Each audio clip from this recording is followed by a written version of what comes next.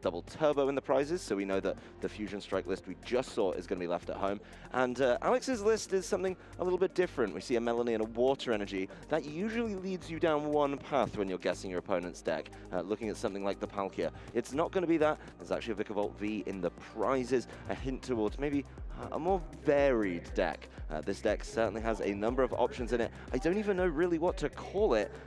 It's the anti-meta deck, I guess, that has an option for everything. Yeah, this seems like a Melanie-style toolbox deck. We saw a deck like this, maybe not as versatile as the deck that Krekeler is playing, win a championship. As we're getting into things, Alex Cole starting it off. Just go ahead and get a few Genesects down. Alex starting that best starter in the deck in that Mew. Mysterious Tail is going to be a great Pokemon to find these early game item cards. Right now in the format, we have a lot of search to find a lot of basic Pokemon. There's plenty of good stuff in Alex Cole's hand as well. Being able to, of course, just lay down those 2 Genesects right off the bat. You've got your Mew V in the active, probably a bit of a stretch to try and knock it out super early. But then, of course, an Ultra Ball to follow up and keep filling up your bench, or just pick the pieces that you need.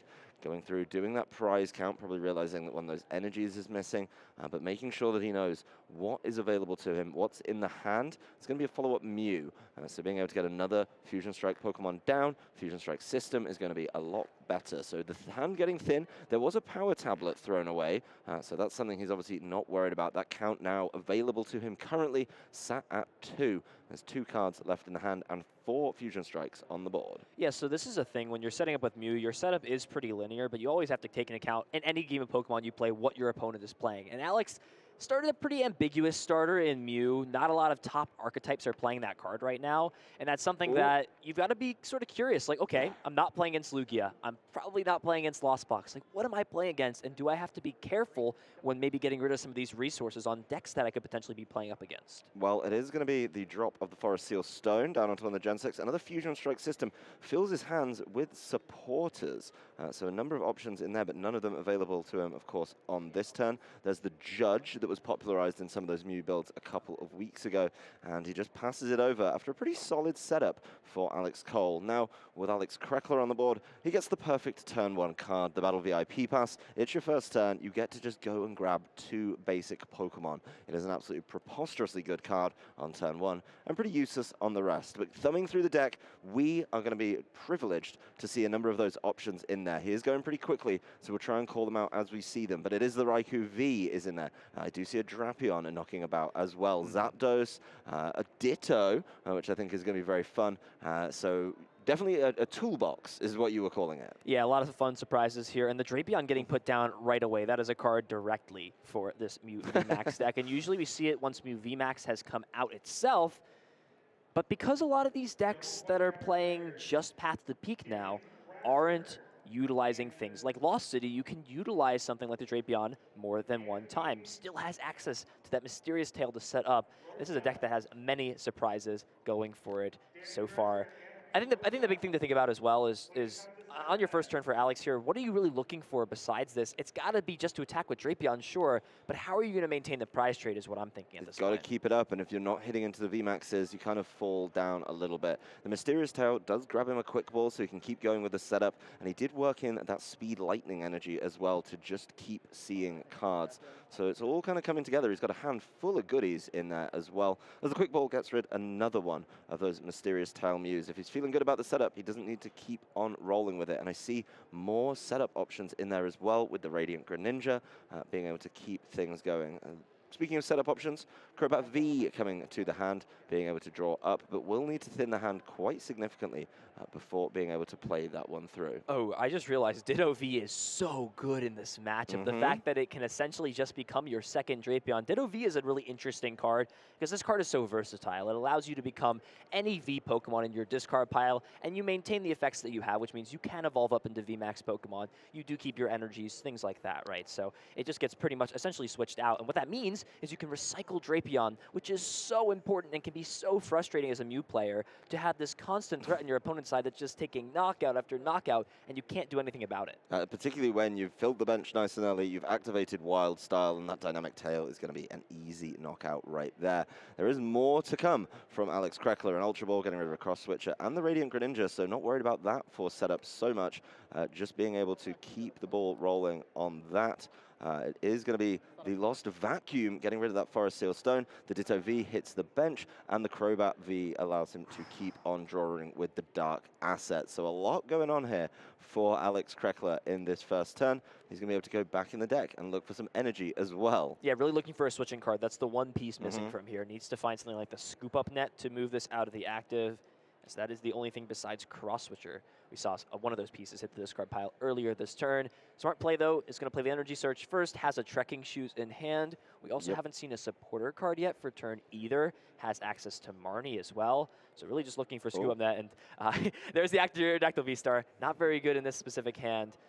Does just go ahead and play the Trekking Shoes. May have to just rely off this Marnie to find one of these Scoop Up Nets potentially.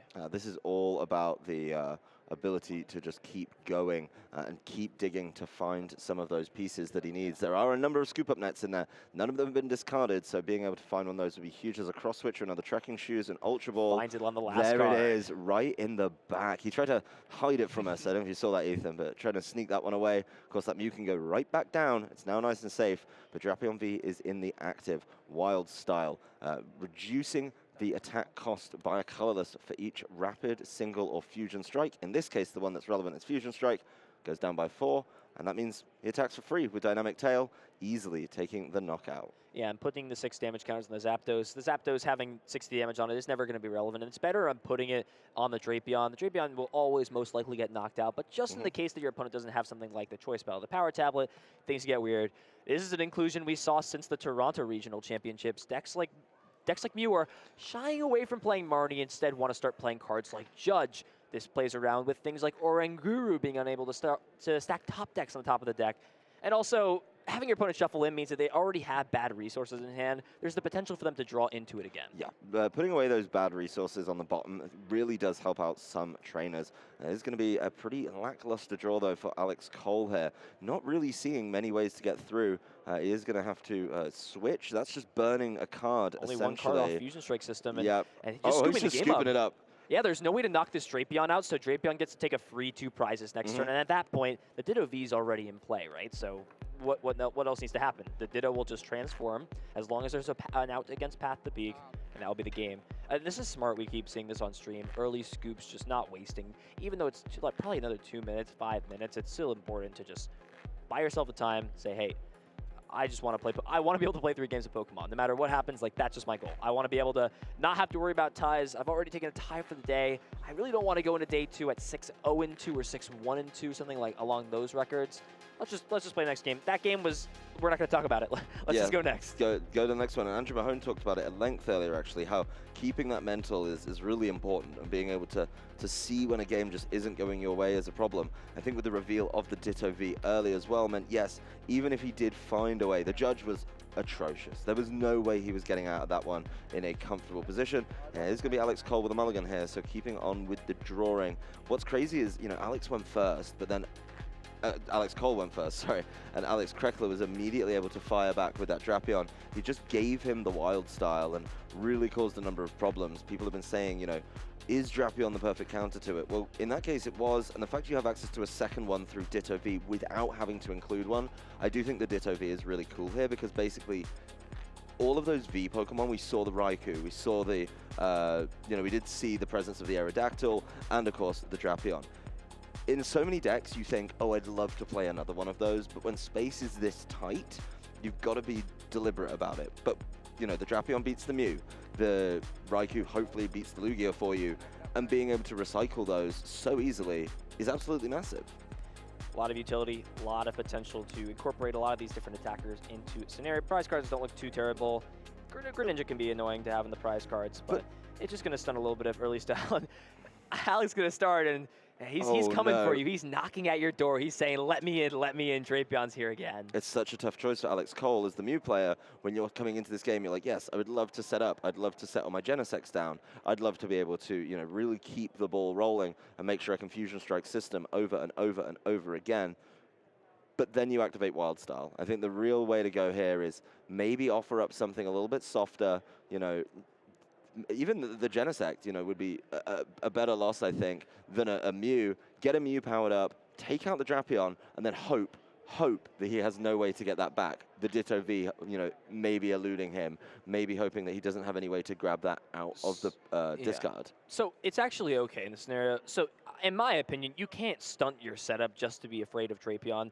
I think there's a better play here from Alex, though, is playing that Oricorio. And Oricorio is great against this because it means that the Drapion attack is out of range from being able to knock out something like the Genesect, or need something like a damage modifier, or a way to put damage counters on like Galarian Zigzagoon. Yeah. Plays just a little bit better. But you can't just, if this deck doesn't set up, if it doesn't play Battle Pass on turn 1, if it doesn't find Pokemon, it's not going to be able to put on enough aggression to keep up with it eventually. The Drapion will just come in another turn, right? You're eventually still going to have to put 4 Pokemon in play. At some point, yes, the bench needs filling. It's going to have to happen. And additionally, even if you put 2 in play, Alice can Melanie onto the Drapion, attach to it, and then still attack using the ability and just Wild Style. Yeah, I think at some point, you know, you're going to get hit by Dynamic Tail in this matchup, and you have to accept that. I think being able to buy some time with the Genesect would be peachy, but, you know, you've got to make sure that that trade is worth it, and you are immediately able to fire back. There's the Oricorio you rightfully called out, Ethan, being able to keep that Dynamic Tail damage down and well away from it. It is going to be a double battle VIP pass, so a lot of cards getting drawn out of the deck for Alex Cole here, being able to just really keep going with what he needs. There was an Ultra Ball and the Quick Ball early doors as well. A lot of cards hitting the discard in exchange for that, but he is going to have the bench full. He is going to be set up exactly how he wants. So he's obviously just saying 1 off each. That's fine. Yeah. Just want to play both of them. There's no reason to just not play. Get him out of the hand. One. Yep, get them out of the hand, draw some cards. This is typical Mew fashion. Do everything as possible to make the hand as low as possible. Draw some cards, Genesect, rinse play them all till the sun goes down, right? Yeah. Draw up to 6. Play all 6, draw up to 6. It's, you know, that's the dream, really, for the Mew player. A lot of good cards, though. You are going to get to take a look at a whole lot. There's going to be another one of those Battle VIP passes clogging up the hand. But the Forest Seal Stone can definitely go down onto one of these Genesects. Doesn't really matter which one. Maybe not the active. But, you know, just making sure it goes down. Thinning even further with the Ultra Ball. Maybe grabbing a card for next turn. We'll see how he wants to do this. Yeah, he's just going to say, doesn't matter. He knows he's not wanting to grab anything, but he just wants to get another Fusion Strike system put through. Of course, your opponent's deck is private knowledge. They do not know anything about it, so you can't say you have to draw out of it. Yeah, discarding the Power Tablet there, I mean, on one hand, you had to draw a few more, and I mean, Power Tablet was not happy to leave the hand as multiple have come from the deck into it. But I have to imagine you're going to want to play the Power Tablet anyways next turn, and you already have your full board on what you're looking for. You maybe have to wonder if it's really worth. You already have the Path in hand, maybe just to fill the hand up to maybe find it out against Path. And Path does shut off Drapion. So that is the best card here for Alex to play against this. That's the thing we didn't see in game number 1 either, was that Path of the Peak. It was just eluding him. So Alex Cole's dig there, paying off big, as there is now no Wild Style in play. There is going to be a push, I think, from Alex Krekeler to be able to get rid of it. And he definitely has ways around it. I can see a couple of options that would allow him to either bump or remove the stadium. Path of the Peak is going to be essential to stay in play for Alex Cole. That's something we didn't talk about in his setup. But now this Drapion, I mean, yes, you were saying you could Melanie to it.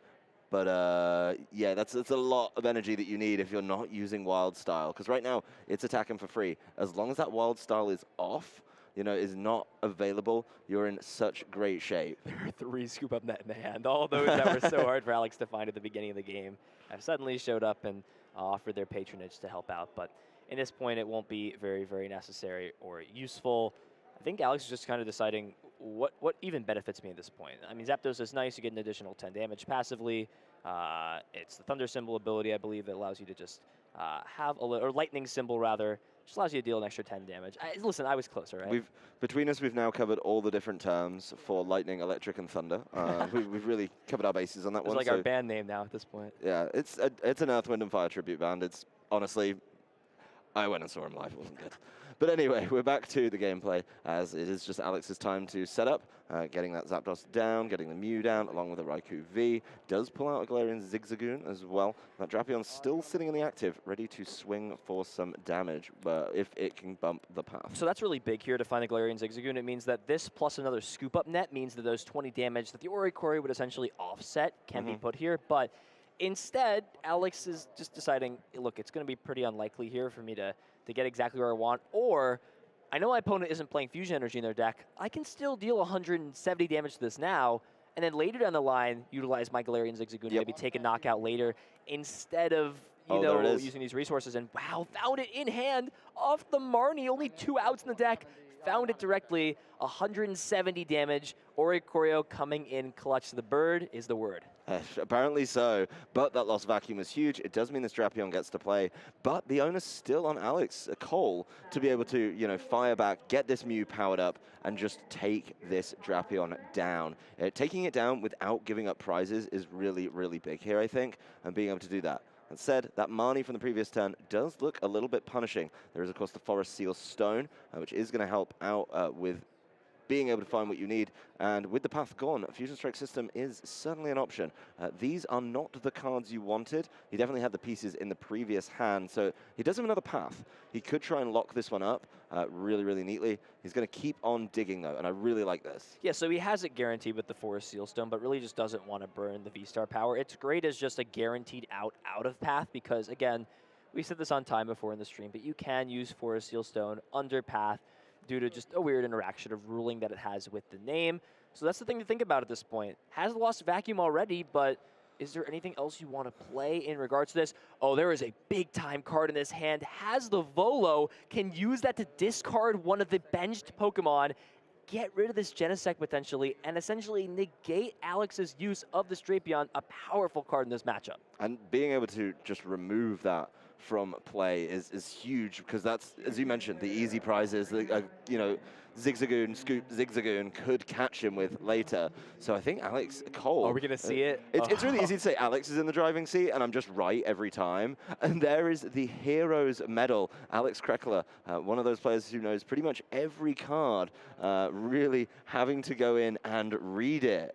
And there it is, the Volo, discarding the Genesect, healing essentially all that damage off. You do lose a little bit of the draw power, so we'll only fill the hand up to 5. We'll not have access to that Genesect, but it is well worth it to take that liability off your board. Yep, the Heroes Medal, of course, being reducing HP, but giving up less prizes. Absolutely huge there, as the Mew VMAX just swings and takes out that Drapion. And the big thing for Alex Cole here, compared to game number 1, of course, is there's no easy way for that Drapion to come back. You know, you're looking for something like the Ditto V. Yeah, but that's not on the bench, just waiting like it was in the previous game. Of course, over to Alex Krekeler's turn. He is now behind, would be able to not actually advance. If he does get the knockout on this Mew VMAX, he does only get 2 prizes. So he's still, you know, making that prize trade really, really awkward. Yeah, the Heroes Medal is a huge card. Alex's only way to get rid of the tool is gone. So we'll either have to gust around it, but I mean, you can run from the Heroes Medal, but the Heroes Medal will always be there. it is going to have to be dealt with at some point, which means it's going to be 3 turns. And Alex understands that the Heroes Medal essentially means that he cannot keep pace with Alex in this matchup, and that it's just better to give plenty of time for Game 3 to conclude. Hopefully we'll see all 6 prize cards finally drawn, but here we go. 30-plus minutes, Game 3. Who's going to take it? I think both players have shown a really commanding showing of their deck, right? I think Alex Cole just showed us when Mew goes, it can stare down a Drapion and take it out. And that was fine, you know, being able to play that Oricorio play early doors, feed him the Genesect, make sure that he couldn't get that knockout was absolutely huge. Obviously, game 1 for Alex Krekeler, he just goes Drapion, he goes Wild Style, he sets up absolutely beautifully. So with that in mind, I think game 3, they both understand their win conditions, they both understand how to avoid a loss as well. So they're both being tasked with a really tricky game to try and advance and make it into day 2. Alex is going to be able to start things off, going to be able to go first, figure out what's happening in this matchup, which is a nice advantage. Can play Battle Pass on turn 1, hopefully utilize the Mew from Celebrations as we're getting into things. This goes back to Alex going first. It's great for either Alex. Listen, I think Alex is going to win this matchup. I think Alex is definitely going to make it out with 3 points. That's all I'm saying at the end of this one. They could make it out with 2 points combined. That's true. I don't think we are, honestly, with 30 minutes on the clock. Yeah. This is actually, I think both players, both Alexes, have done a very respectable job of understanding, you know, let's not play long games and end up with a tie, right? Like, one of them may as well get into day 2. The other one's got opportunities to get there as well, as the prizes do come down. Pretty mixed. Again, no horrible prize games from either Alex. Just being able to get some pieces in there. Silene showing up, of course, and Alex Krekeler will be going first. This Raikou V in the active, and the perfect turn 1 card, the Battle VIP Pass. Right away, I see the Drapion was on the bottom of the deck, so now it's on the front. Should be an easy selection here for him. Yeah, a little smart thing that Alex did there that was super intelligent on his end was utilized fleet-footed before playing the Battle VIP Pass. When playing Battle VIP Pass, you're looking for basics on your first turn anyways. And what this does essentially is you draw a card before you play Battle Pass, because Battle Pass is going to take 2 basics out of your deck. And if you're looking for basics anyways, you might as well draw into hopefully one of the ones you're looking for regardless. Didn't quite happen, it was a Melanie instead, but could utilize this Radiant Greninja, finally seeing it come down to just get a little bit more draw on this first turn. And as you mentioned, Drapion is the card of this matchup. It is here strictly for Mew, nothing else. Yep. He's going to concealed cards, one of those waters going into the discard, drawing an extra 2, making sure that we're all, you know, playing through our turn nice and neatly. The Lightning Energy goes down onto the Raikou V. The Mew from Celebrations makes it down there with the Mysterious Tail, and it's just a pass after that one. So I think Alex probably waiting for a wild style opportunity once again. So Alex Cole, it's looking like a slightly slower setup than we've seen in previous games, actually. You know, not being able to play through as quickly as he likes to know battle, you know, Battle VIP passes, probably going to have to play a little bit slower with some tricky discards as he hovers that Ultra Ball right now. There's one of those Mew VMAXs and double turbo energies hitting the discard in exchange for maybe another Genesect being able to Fusion Strike system for a whole lot more. Yeah, so this is really interesting.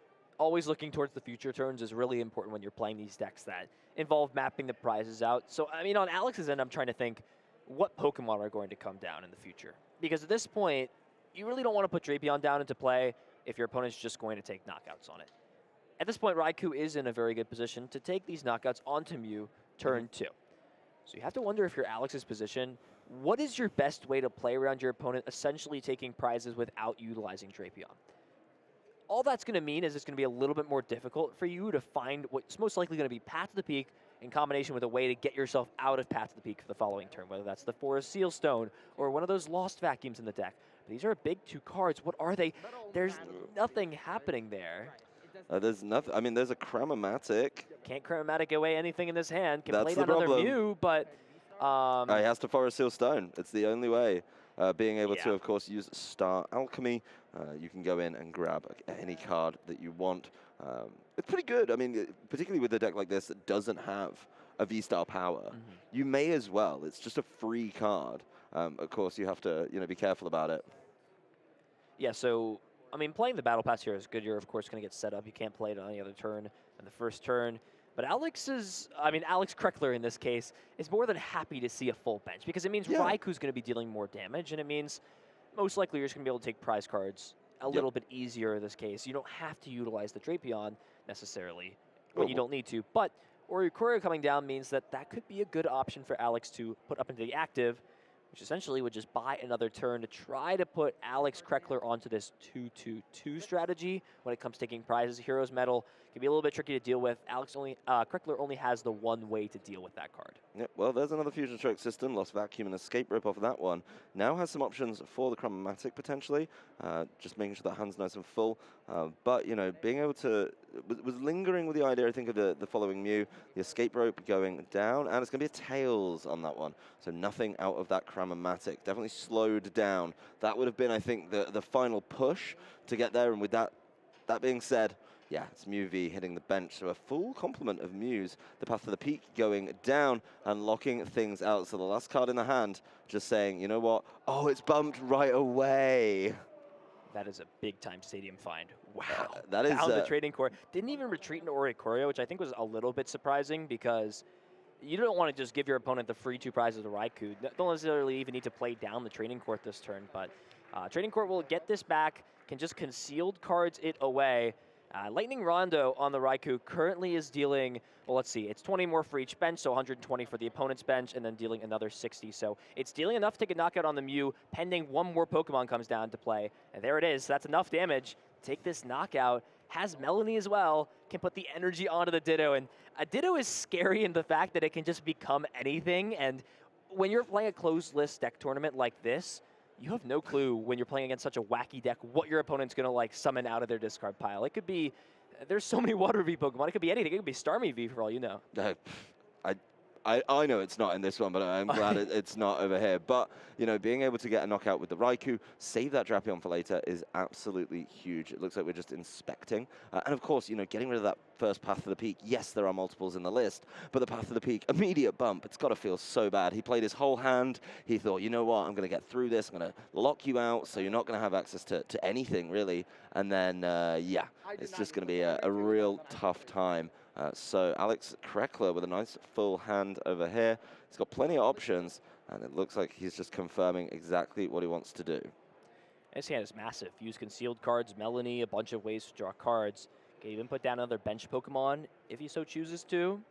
Lots of options to work with. Choosing to put the Vikavolt V down is okay, but this late into the game, it's not really doing anything. It's just there to provide maybe another Pokemon get it out of the hand, and there you go. Alex Krekeler taking the first 2 prize cards of this game. Alex Cole has to respond, probably in a way, try to get rid of this, and we are going to see the, looks like the Heroes Medal off of the Mew now to just draw a few more cards with this first Fusion Strike system. There is the double Turbo Energy, but besides that, the Mew VMAX? With only one more Fusion Strike system, I think Alex Cole's deciding, do I want to bench this Mew here? It means that this would be the last Fusion Strike system I'd use. However, I would draw an additional 2 cards comparison. He's not going for it. Oh, he's missing what he needs. Yes, he can Path Lock again, but it's just not going to be enough. I think this Raikou's already set up. It's going to be able to just Lightning Rondo. No, when you just took off the Heroes Medal as well, which means that promoting this Oricorio doesn't change your game plan. You still lose if your opponent can knock out one of your Mew VMAX at that point. Yeah, I think the Heroes Medal had to go there, right? The Heroes Medal had to go because if you evolve it into the Mew VMAX, you know, at that point you need it to be the big bulky option. You know, you need it to rely on its full complement of health, and taking that away is certainly difficult. Of course, there's the boss's orders that summons up that Vikavolt V. The Genesect V goes into the active, so trying to slow things down and not give up another one of these Mews, particularly after he's played down all of the pieces. So tough one for Alex Cole there, missing out on that Mew VMAX, really hurting and really putting him behind. Alex Krekeler could run into the lead in this turn. He's got a massive hand as well and would be able to potentially find, switching options? Yeah, I see them in there. Yeah, even attacking with something like Vikavolt is not a bad play in this position. You'd item block, which means the Genesect would need to utilize double Turbo Energy to retreat. You also can put a little bit of damage on it. The way it stands, Lightning Rondo is not dealing enough damage because of the Oricorio.